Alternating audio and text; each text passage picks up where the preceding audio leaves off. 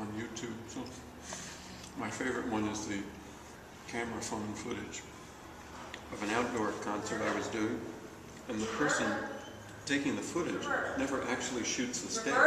So all it is somebody scanning the audience while my voice is going on somewhere in the background. In the background, could have been a radio, could have been a record or something. A record. Hey, record. Remember records?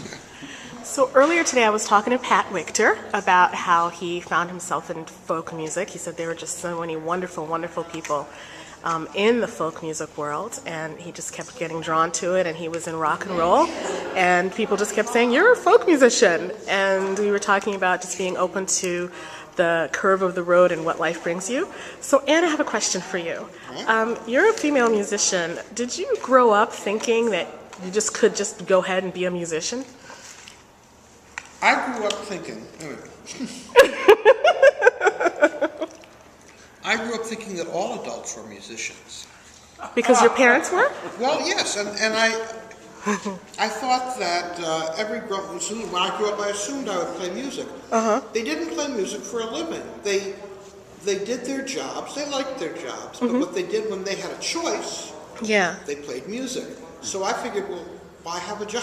Why not just play music? So, I assumed that I would be a musician.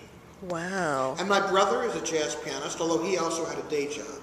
But he's a jazz pianist. Now he's retired. He's a jazz pianist. Very wonderful, sort of Bill Evans-y guy. My sister is a world-renowned violinist. Wow. Ann Rabson. I know of her, yes. She's quite well known in the field. She's